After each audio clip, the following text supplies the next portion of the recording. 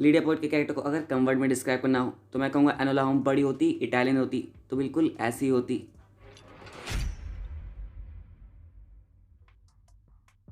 The law according to Lidia Poet की एक biography crime drama series है जिसके टोटल 6 एपिसोड हैं जो कि नेटफ्लिक्स पर रिलीज हुई है, पर सिर्फ और सिर्फ इंग्लिश में। बाकी आप इसे फैमिली के साथ बिल्कुल भी नहीं देख सकते, कई सारे अडल्ट सीन्स के चलते। बाकी सीरीज की और डिटेल की बात करूं तो ये बेस है लीडिया पोइट नाम की एक इटालियन लॉयर पर, जो कि पहली फीमेल इटालियन लॉयर थी। बाकी बात करूं इसकी कहानी की तो कहानी फॉलो करती है लीडिया पोइट को, जो कि एक तरह से अपने हक के लिए लड़ती है, क्योंकि उसे बनना है एक लॉयर जो कि कोर्ट के फैसले के चलते नहीं हो सकता। तो अब वो कोर्ट के फैसले को किस तरीके से बदलने की कोशिश करती है, क्या कुछ होता है, यही है सीरीज की कहानी। जिसे अगर कम वर्ड में डिस्क्राइब करना हो तो ये समझ लो एनोला होम बड़ी हो चुकी है और अब कोर्ट के खिलाफ लड़ रही है, जिसमें आपको मर्डर देखने मिल जाएंगे, कई सारे केस देखने मिल जाएंगे और कई सारी मिस्ट्रीज जिन्हें सॉल्व करते हुए उसे देखने में आपको भी मजा आएगा। शॉर्ट में कहूँ तो ये डिटेक्टिव बेस्ड सीरीज है, यानी वही मर्डर मिस्ट्री जिसे ज्यादा से ज्यादा मेच्योर ऑडियंस को ध्यान में रखकर बनाया गया है, इसलिए आप इसे फैमिली के साथ तो बिल्कुल भी नहीं देख सकते। बाकी सीरीज का ड्रामा और सीरीज की मिस्ट्रीज काफी इंटरेस्टिंग थी, जो कि स्टार्ट टू एंड तक हमें सीरीज से कनेक्ट करके रखती है। वहीं साथ ही साथ सीरीज में कॉमेडी भी है, जो कि कई सारे सीन्स में काम आती है, क्योंकि कई सारे सीन्स काफी फनी थे।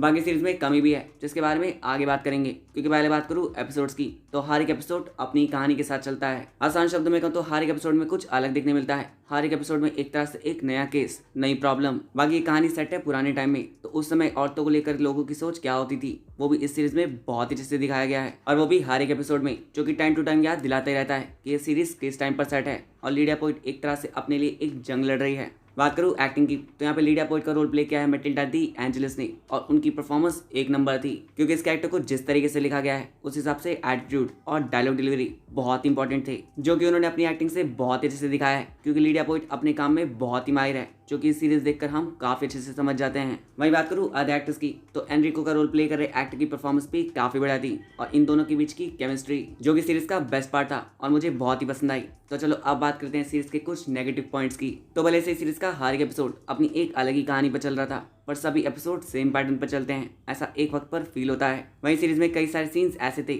जहाँ पे लीडिया पोइट के कैरेक्टर को जिस तरीके से दिखाया गया है, मेरे दिमाग में यही चल रहा था कि इन्होंने जो कुछ भी दिखाया है उससे कई सारे लोग डिसपॉइंट होंगे, खासतौर पे वो लोग जो उन्हें बहुत अच्छे से जानते थे या फिर उनके बारे में बहुत ही पढ़ा है। बाकी सीरीज का बीजीएम भी अच्छा था, डायरेक्शन भी अच्छा था, और सीरीज की लेंथ भी जो कि सिर्फ कुछ ही जगहों पर फील होती है, पर बाकी टाइम ठीक ठाक थी। तो ओवरऑल मेरे नजर में the law according to Lidia Poet एक काफी अच्छी खासी सीरीज है, जिसे आप एक बार चेकआउट डेफिनेटली कर सकते हो, जिसे मैं दूंगा 3.5 स्टार्स। बाकी आपने सीरीज देख ली तो मुझे कमेंट्स में बताना कि आपको सीरीज कैसी लगी, और साथ ही साथ चैनल को सब्सक्राइब कर लेना, वीडियो को लाइक कर लेना। मिलते हैं नेक्स्ट वीडियो में, बाय।